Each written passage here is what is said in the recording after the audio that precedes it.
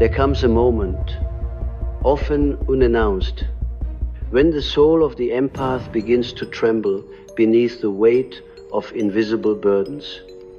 You feel exhausted, not merely because you have given too much, but because you have confused love with absorption, compassion with fusion, and empathy with the quiet annihilation of the self. The nervous system, your ancient guardian of survival, has begun to cry out, not as an enemy of your spiritual sensitivity, but as its last defender. You see, the body does not lie. When you experience pain that is not your own, yet your muscles tighten and your breath shortens, it is the body whispering, this does not belong to you. But because the empath has been conditioned to equate goodness with suffering, you silence the signal and call the resulting collapse kindness. The result is what we now call burnout, but in truth, it is spiritual dismemberment. You are not burning out. You are burning away the borders that once protected the sacred garden of your individuality. The nervous system is not merely a biological network. It is the temple of the psyche. Within its electric currents, every archetype finds expression. The lover trembles. The healer reaches out. The martyr kneels.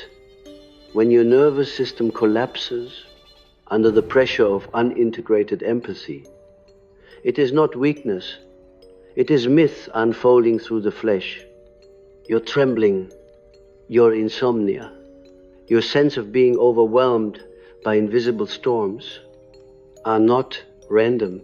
They are the physical manifestation of a deeper symbolic drama, the collapse of the self's boundaries under the flood of the collective unconscious. You have mistaken the world's pain for your mission to heal it. And in doing so, you have forgotten the first principle of individuation, that you must become whole before you can bear the world's fragmentation. Many people believe empathy is a gift, but the truth is that it is a trial by fire. Every empath stands at the threshold between two worlds, the personal and the collective, and is constantly tempted to dissolve into the latter. It feels noble, even divine, to carry the wounds of others, but what you are truly doing is identifying with the archetype of the Savior without realizing that it is not yours to embody alone. The Christ archetype, the wounded healer, belongs to the collective realm. It is not meant to live exclusively in you. When you try to incarnate that archetype without the grounding of the self, you become consumed by it. The nervous system begins to falter because it cannot sustain the energy of a God image without the structure of a human ego. The divine current fries the circuits of the mortal vessel, so when you feel drained after listening to another's pain, when you walk into a room and your mood shifts like a weather vane in a storm, you are not weak, you are porous. Your psyche is an open border where archetypal energies pass through unchecked. You are both healer and host. And the tragedy is that no one taught you that empathy must be contained within consciousness. Without containment, empathy becomes possession. The energy of others, the collective shadow, begins to take residence in your psychic house. You begin to dream of drowning, of losing your voice, of carrying strangers through floods. These are not coincidences. They are the dreams of a psyche crying for reclamation. The burnout of the empath Therefore, is not the end of their compassion, but the beginning of their awakening. For the first time, you are being forced to meet the one you have ignored most profoundly, your own self. Every nerve that shakes, every wave of fatigue that crashes upon you is the body insisting that you return to your center. The nervous system becomes the prophet of the unconscious. It says what the tongue cannot, and what it says is this: you cannot hold the world until you know where you end and where it begins. How empaths often carry a childhood wound, the wound of emotional over-adaptation. In their earliest environment, they learned that safety depended on attunement, reading the room, sensing shifts in mood, predicting storms before they broke. The child became the antenna of the family's unconscious. That antenna never stopped scanning, even in adulthood. What was once survival becomes identification. You begin to define yourself by what you feel in others. Your nervous system learned to keep you alive by merging with the pain around you. But now, in the spiritual journey, that same mechanism begins to collapse because it was never designed to hold the whole world. When you try to be everyone's healer, you become no one's self. The burnout is not a failure, it is initiation. It is the soul withdrawing energy from false identifications so that you can finally begin to live as an individual rather than as a collective echo. And so we must understand the nervous system as an alchemical vessel. It is not simply overwhelmed, it is transforming. Each tremor, each collapse, each day you cannot get out of bed is the prima materia, the raw chaos before rebirth. You are being stripped of illusion, the illusion that empathy equals love, that boundaries are cruelty, that healing others will save you from your own darkness. The empath burnout is a sacred disintegration. You are being forced to stop absorbing pain so that you can begin transmuting it. Absorption is passive, transmutation is conscious. The first destroys, the second liberates. What does transmutation mean in psychological terms? It means to witness without fusing, to love without merging, to listen without disappearing. This is the essence of individuation, the realization that love does not require the dissolution of self, but its illumination. The empath must learn what the mystics called detachment, not indifference, but sacred distance. You must allow others to carry their suffering as you carry yours. And in doing so, you awaken a deeper compassion, not one born of sympathy, but of wisdom. Your nervous system, when healed, becomes a finely tuned instrument of consciousness, not a sponge for chaos. Then empathy becomes perception rather than possession. Yet this journey demands courage. You must walk back through every threshold where you once gave yourself away. You must revisit the moments when you decided that feeling everything was the only way to be safe. There, in those memories, you will meet the child within you, the original empath. That child did not absorb pain because of virtue, but because of fear. To that child, empathy was control. If I can feel what others feel, I can prevent harm. If I can anticipate pain, I can keep love. The adult empath continues this unconscious bargain, confusing vigilance for compassion. But now, as your body falters, the unconscious breaks the contract, the nervous system refuses to participate in the lie, it forces you to rest, to detach, to let the world's emotions pass through, like wind through branches. You call it breakdown, I call it revelation. In analysis, I have witnessed countless empaths dream of earthquakes, floods, broken mirrors, symbols of the psyche overwhelmed by uncontained energy. When I ask what they fear, they say, if I stop caring, I will become like them, cold, selfish, disconnected. But this is the great misunderstanding.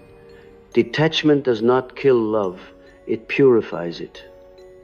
The self, when whole, loves not through absorption, but through radiant presence. You cannot carry another suffering any more than you can breathe for them. But you can stand beside them as a conscious being whose calm nervous system becomes a field of coherence in which healing can occur naturally. That is what it means to be a true healer, not to absorb chaos, but to remain conscious in its presence. Your burnout is sacred rebellion. It is the psyche's refusal to let your divinity be exploited by unconscious identification. In mythological language, it is the death of the wounded healer and the birth of the conscious one. The old healer says, let me take your pain. The new healer says, let me mirror your strength. The former drains the life from the body. The latter restores it. When you begin to see this, your exhaustion transforms into insight. The same nervous system that once trembled under the weight of others now becomes luminous. It no longer reacts, it responds. You learn to breathe again, to feel again, to discern again. But this transformation is not intellectual, it must be embodied. The nervous system heals not through ideas, but through rhythm, silence, and self-communion. You must relearn how to inhabit your own body, feel your feet on the ground, the breath in your belly, the pulse in your veins. Each of these sensations is a reminder. You are here, you exist, you are not them. Only when you reclaim this embodied presence does empathy return to its rightful form, intuition, guided by the self. Then what once overwhelmed you becomes revelation. The pain of others becomes information, not infection. And so I say to you, the empath who has reached the edge of collapse, you are not dying. You are shedding. The nervous system is not betraying you. It is liberating you from illusion. Listen to its trembling. It speaks the language of truth. Stop trying to save everyone. Salvation is not your duty. Awareness is. The moment you allow others to have their pain, you allow yourself to have your peace, and in that peace, paradoxically, your healing power multiplies, for it now flows from wholeness rather than depletion.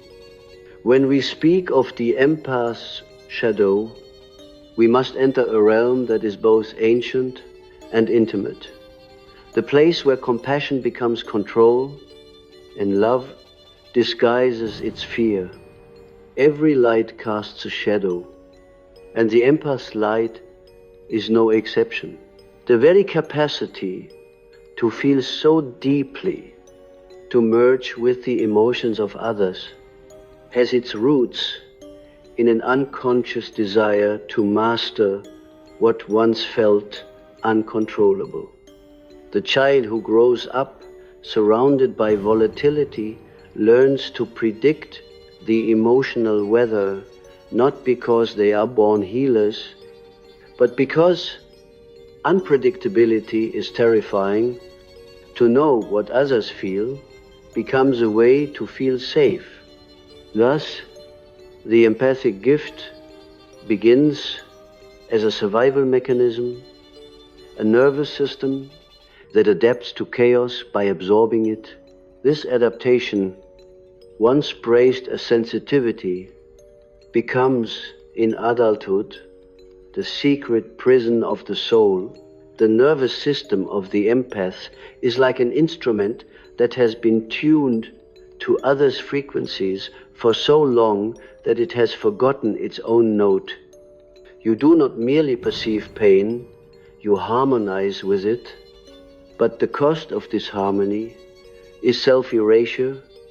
When your entire being vibrates with the dissonance of others, your own melody grows faint.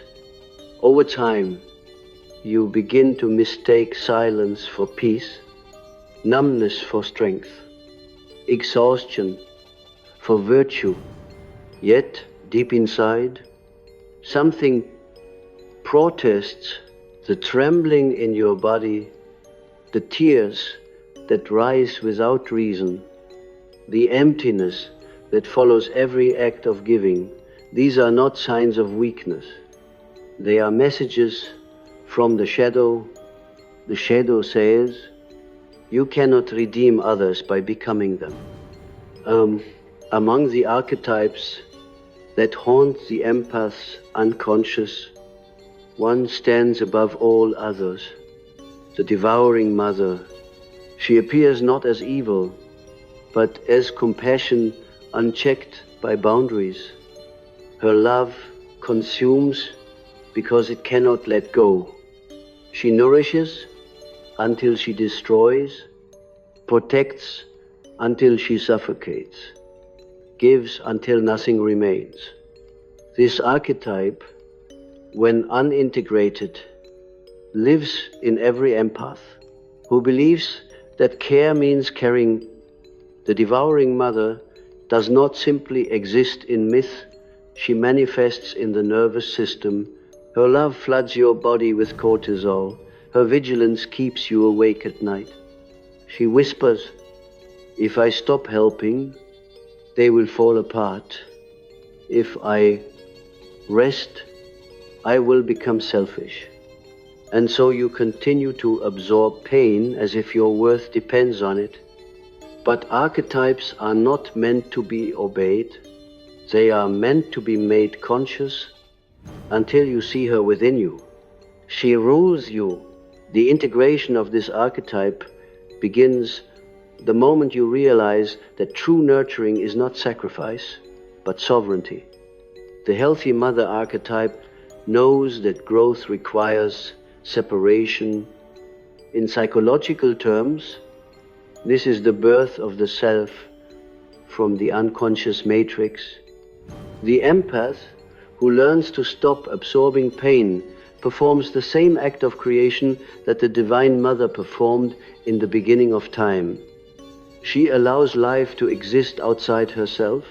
When you stop taking responsibility for everyone's emotions, you are not abandoning love, you are giving it space to breathe. The nervous system relaxes because it is no longer attempting the impossible task of being God. You become a vessel of presence rather than a container of suffering. In analysis, I have seen this transformation take place not through grand insights, but through the smallest moments of awareness. A woman sits across from me, shaking from exhaustion. For years she has been the emotional pillar of her family, absorbing the storms of others without complaint. I can't stop feeling everything, she says. It's like the pain sticks to me.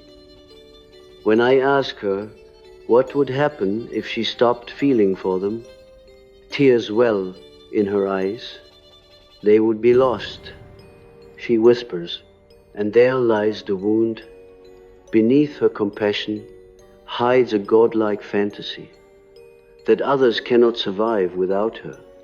It is not arrogance, it is trauma disguised as love. Her nervous system has equated vigilance with safety for so long that letting go feels like death. But when she finally allows herself to feel her own terror instead of others, something begins to shift. Her body exhales for the first time in years. That exhale is the nervous system reclaiming its right to rest. We must remember that the shadow of empathy is not evil, it is unconscious. When you bring awareness to it, its power transforms. The energy that once fueled hypervigilance becomes intuition. The same sensitivity that once trapped you in others' pain becomes the bridge between consciousness and the collective unconscious. You begin to perceive not from fear, but from presence. This is the difference between identification and understanding. Identification dissolves boundaries. Understanding illuminates them. The journey through empathic burnout is therefore not about extinguishing empathy, but about purifying it through fire. The burnout itself is that fire, the alchemical furnace in which false compassion is burned away. What remains afterward is pure perception, free of personal distortion. You learn to witness the suffering of the world without collapsing into it. You become, as the mystics would say, in the world, but not of it. This state is not detachment born of apathy. It is serenity born of integration. But the path there is steep, for you must confront the guilt that arises when you stop absorbing. Guilt is the guardian of your old identity. It whispers that withdrawal equals betrayal. Yet guilt is not moral, it is mechanical. It is the nervous system's alarm that sounds whenever you break an old pattern of survival.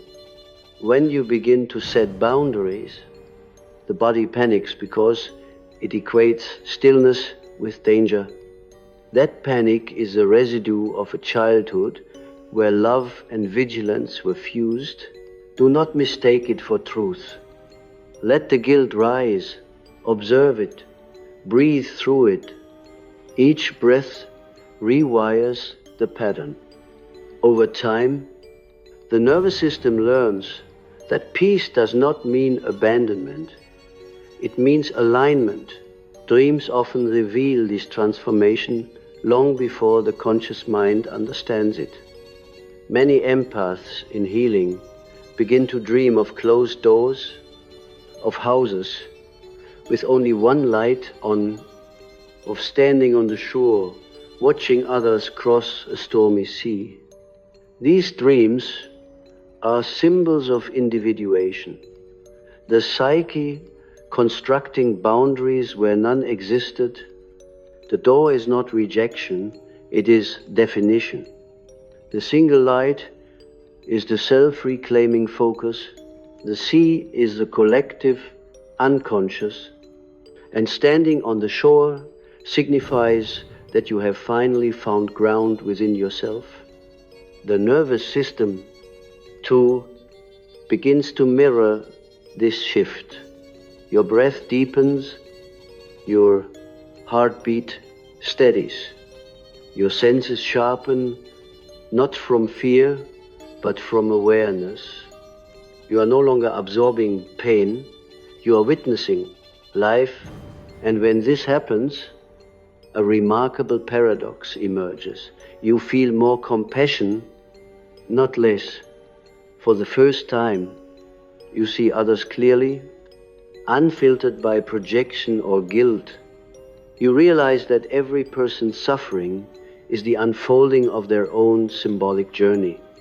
To steal it from them is to rob them of transformation.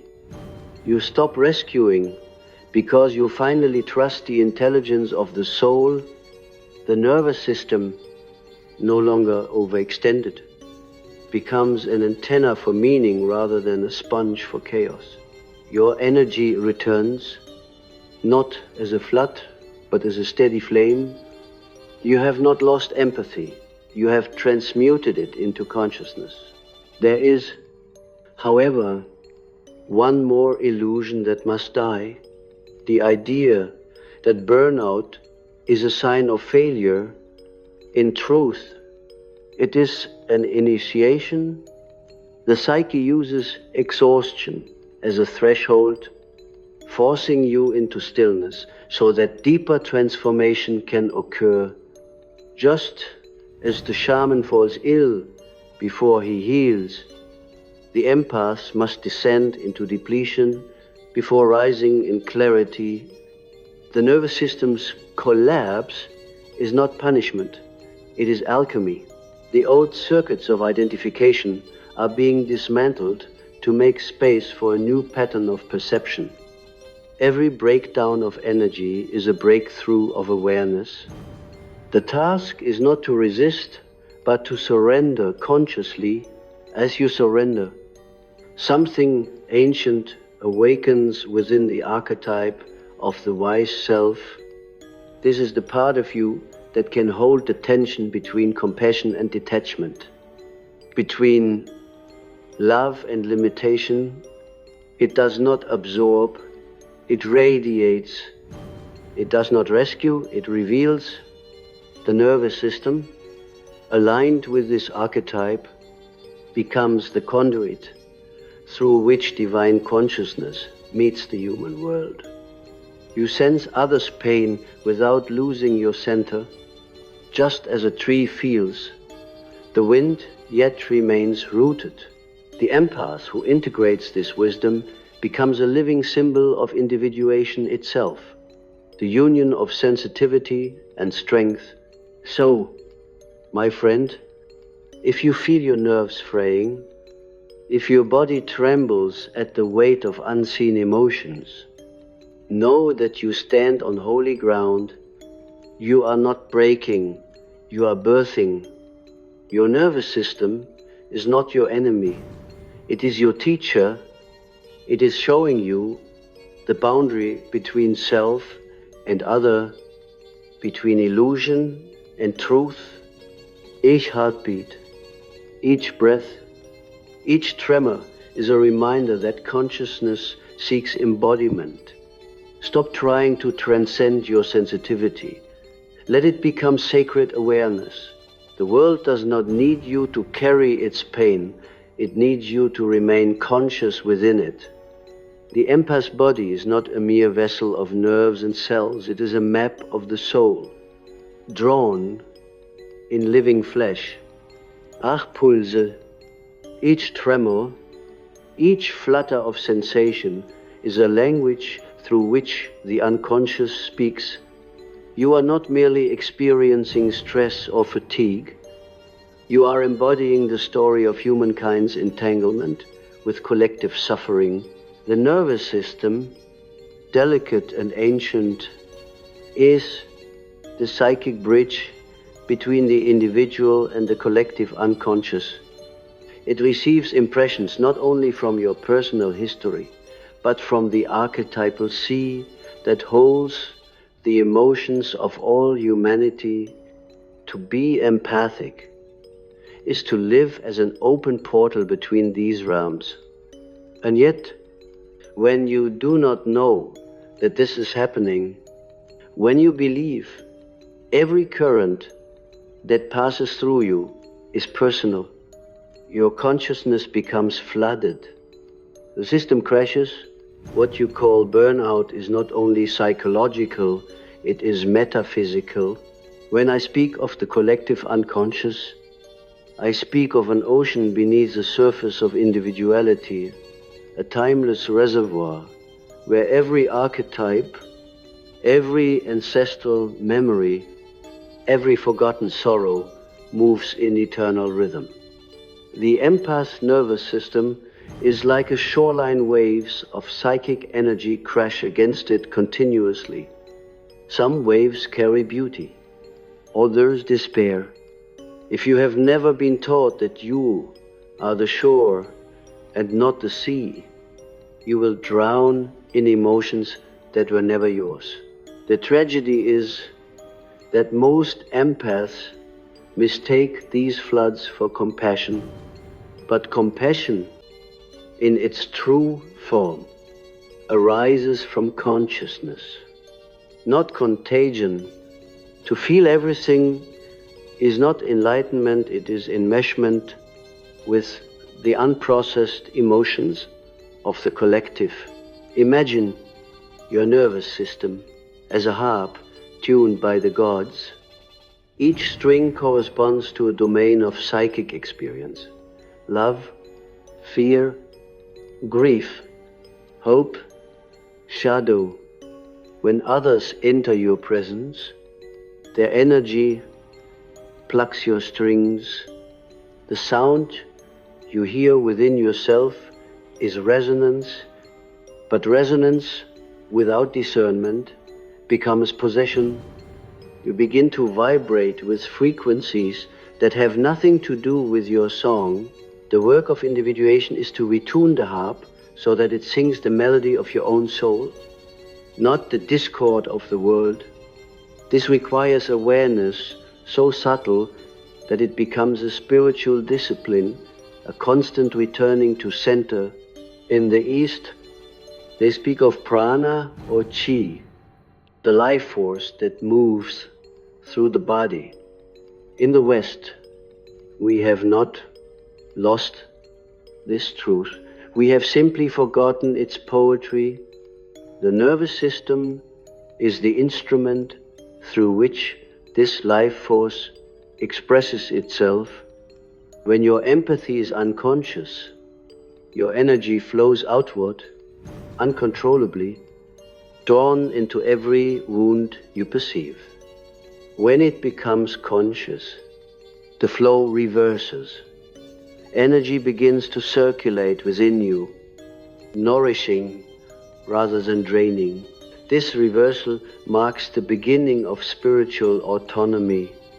The same nerves that once trembled with anxiety now hum with vitality, because they are no longer leaking awareness into the unbounded collective.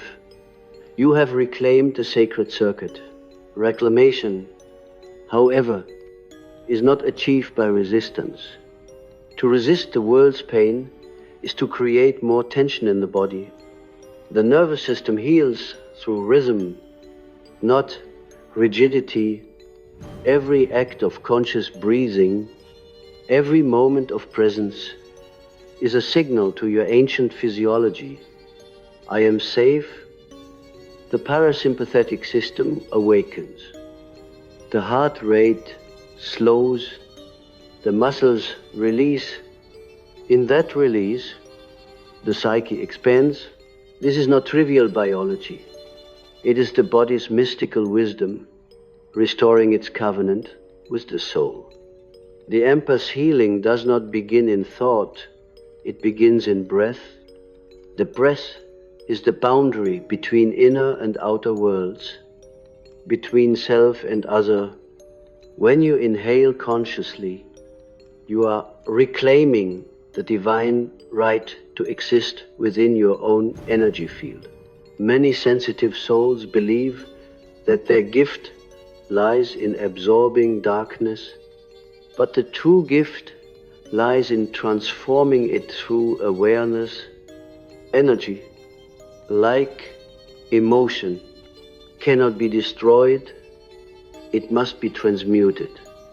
The alchemist within you performs this sacred act each time you witness pain without losing presence. You become the vessel through which the unconscious becomes conscious. That is the highest form of empathy, not absorption, but illumination. The nervous system, when aligned with the self, becomes a transmitter of light. This is what the mystics meant when they spoke of being in tune with God. It is not a moral state. It is a psychophysical reality. Consider the dream of one of my patients, a man overwhelmed by the suffering of the world. In his dream, he stood at the edge of a vast battlefield, hearing the cries of thousands. He wanted to help, but his legs were rooted in the earth. He looked down and saw that his feet had become tree roots. At first, he felt shame for being unable to move, but then, as he breathed, he felt life rising through those roots, sap, strength, stillness. The cries of the battlefield faded. When he awoke, he understood. To remain rooted was not cowardice, but wisdom. His nervous system, like the roots of that dream tree, was learning to anchor him in his own being. He no longer needed to run into every storm. He became a sanctuary instead. You see, this is the transformation awaiting every empath who chooses consciousness over collapse. You are not meant to be a sponge, but a sanctuary. The world does not need more people drowning in collective despair. It needs grounded souls whose calm nervous systems radiate coherence. In the presence of such a person, others begin to regulate unconsciously. Their chaos softens. This is the true healing field. It does not come from effort, but from alignment. When your own energy flows in harmony, it influences the collective more deeply than all your striving ever could. The healed empath becomes the quiet axis around which others find their balance. To reach this state, you must confront one final truth. Empathy without boundaries is not love, it is hunger. It is the psyche's attempt to feed on meaning by merging with everything it touches. But the soul is nourished not by merging, but by communion. Communion requires two distinct beings who meet in awareness. The boundary does not divide, it sanctifies. It allows exchange without invasion. When you build inner boundaries, you are not isolating yourself from humanity. You are creating the sacred space through which true connection becomes possible. Your nervous system, once overstimulated, begins to hum with clarity. It no longer screams, it sings. The empath's journey, therefore, is nothing less than the individuation of the heart. You must descend into the labyrinth of your nervous system and reclaim it from the archetypes that have hijacked it. You must meet the wounded healer, the devouring mother, the martyr, and say to each, "Thank you for keeping me alive. But I no longer need you to govern me." In doing so, you retrieve the energy trapped in those old patterns. Each release is a resurrection. What was once trembling becomes tranquility. The body, once burdened by others' sorrow, becomes the chalice of divine stillness. There is profound humility in this process. You begin to see that empathy, when purified, is not about feeling superior in sensitivity, but about recognizing the shared fragility of all life. The same nervous system that collapses under too much pain also opens to infinite love. When balanced, you start to sense beauty in everything: the rustle of leaves, the silence between words, the subtle warmth of your own heartbeat. This is not sentimentality, it is awakening the self long buried beneath the noise of other minds. Finally, breathe freely. In this state, you may notice that you no longer react to suffering with the same urgency.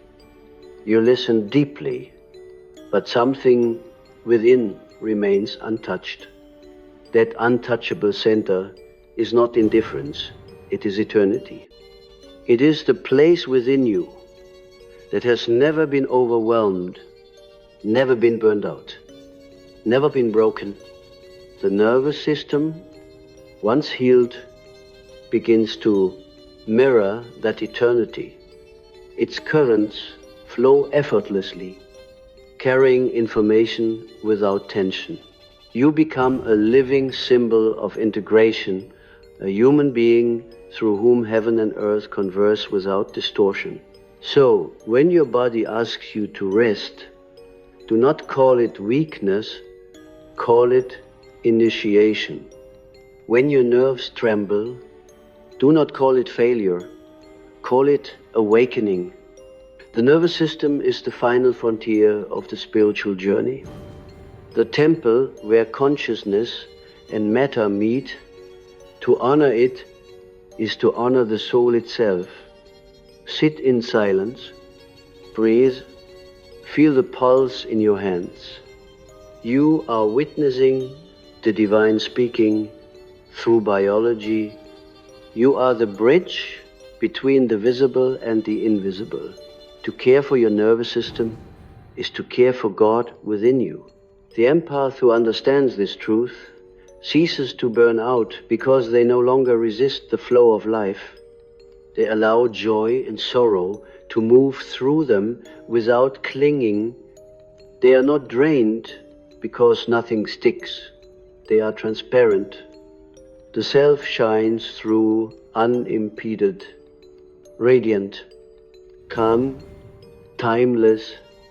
In such a state, empathy becomes revelation. To feel another's pain and know simultaneously the eternal peace beyond it. That is the gift your nervous system was designed to carry, not the pain of the world, but the consciousness that redeems it. And now, as we reach the final descent into the sacred mystery of your sensitivity, I want you to understand that what you call empathy is not an accident of your temperament, it is a fragment of divinity seeking form.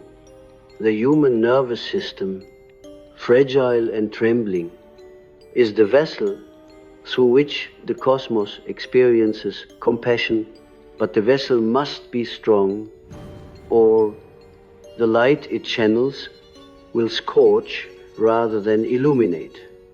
Burnout, exhaustion, anxiety, these are not mere symptoms of imbalance. They are the cries of the divine current trying to flow through a structure not yet ready to bear it. You were never meant to shut off your sensitivity. You were meant to sanctify it. To sanctify something means to make it conscious. Conscious empathy is not about feeling more, it is about seeing deeper. The moment you become aware that an emotion does not belong to you, you are already free from its possession. The nervous system, once overwhelmed, begins to organize itself around awareness. Awareness is structure. It gives form to what was chaotic. It teaches the body that it is safe to feel without drowning. The great secret of psychic health is not control, it is containment. To contain something is not to imprison it, but to hold it in love. Your sensitivity is not a problem to fix, it is a current to shape. You must learn to live as both vessel and boundary. Imagine yourself as a chalice open, receptive, yet defined.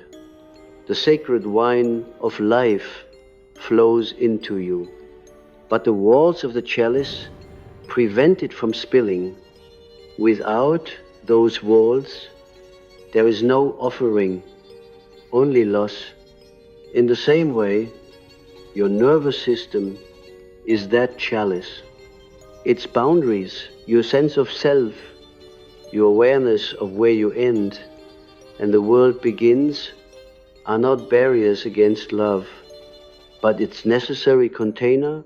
When you begin to honor those walls, you cease to call them defenses.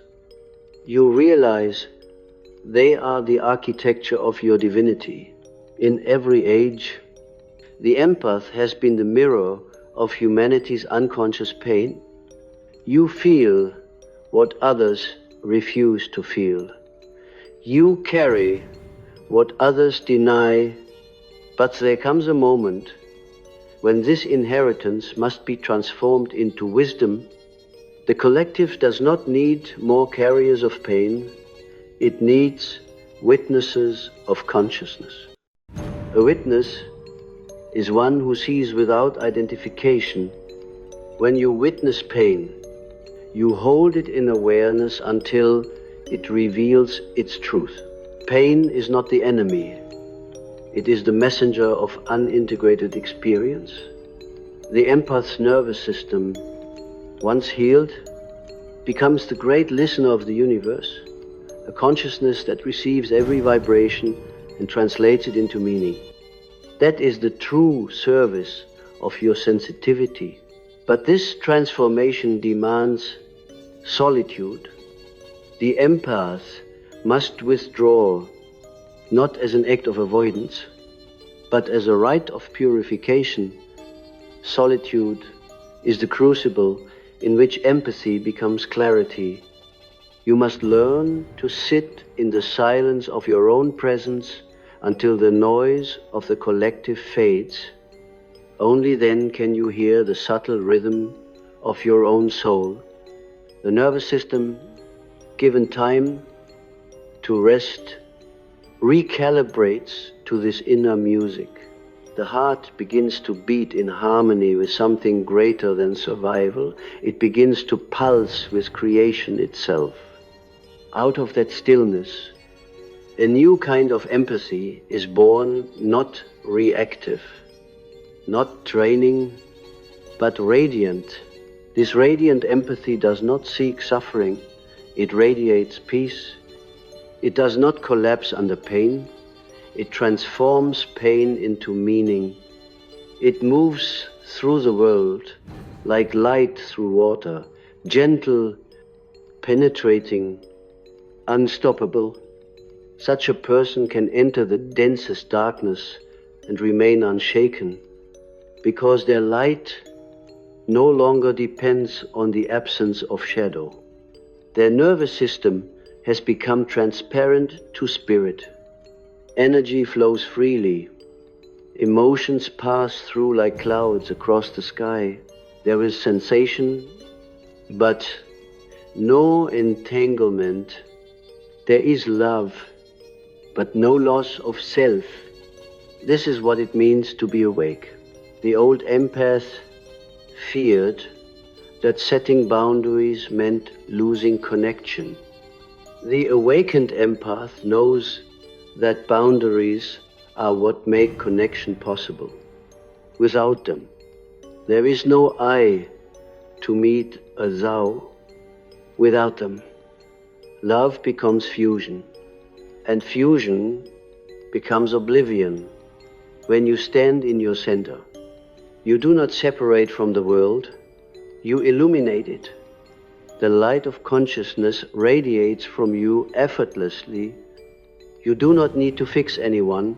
Your very presence becomes medicine. The healed nervous system emits coherence.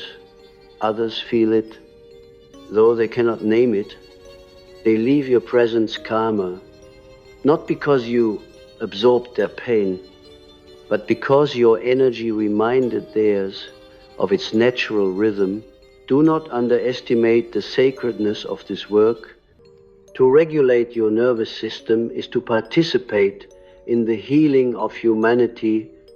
Each time you calm your breath, you calm the collective field.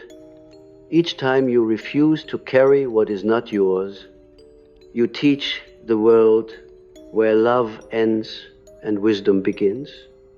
This is individuation on a planetary scale, the soul of the world.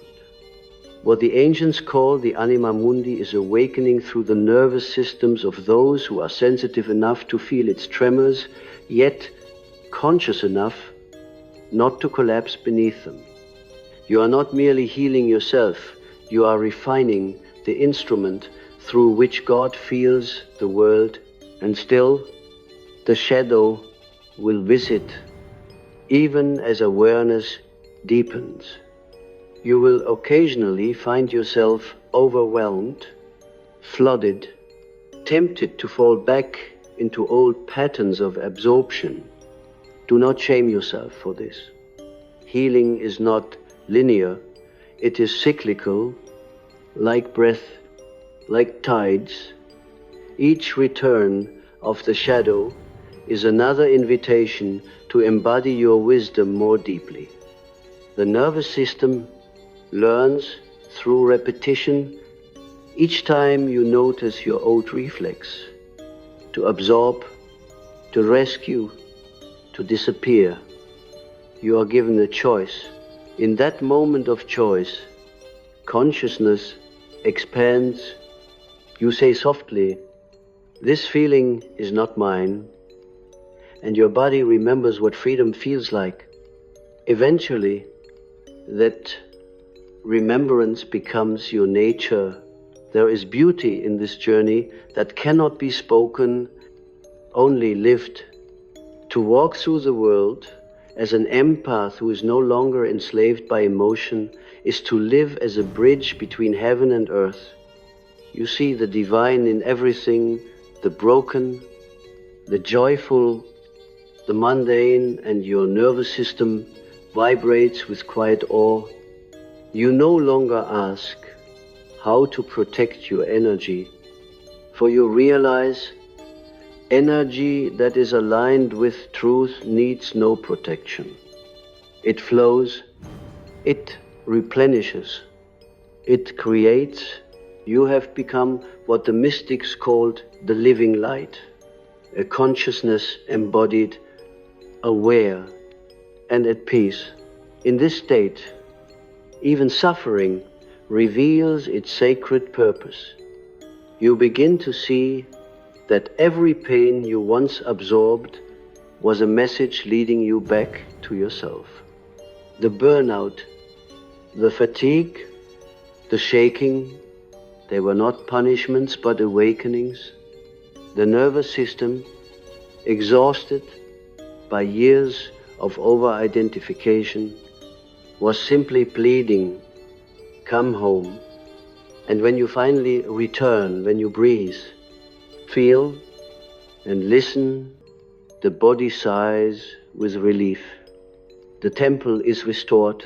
You realize that all along, the true healer was never the part of you that carried others' wounds, but the part that could remain conscious while doing so. Awareness was the medicine. You was a vessel. So now, as you walk back into the world, do not seek to feel less, seek to see more. Let awareness, not absorption, be your compass. When you enter a room and sense another's pain, breathe and anchor yourself. Ask silently, "Is this mine?" If it is not, let it move through. If it is, listen to what it asks of you. This is not detachment, it is mastery. The empath who knows the difference between empathy and fusion has crossed the threshold from unconscious compassion to divine consciousness. This is the ultimate individuation, the union of feeling and form, spirit and body, love and wisdom And perhaps now you understand why your nervous system begged you to stop absorbing pain. It was never trying to shut you down.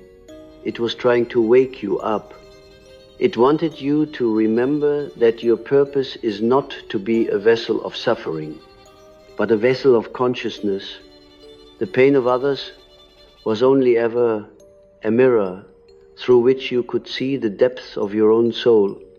Now that you have seen it, you can finally rest, not in numbness, but in knowing.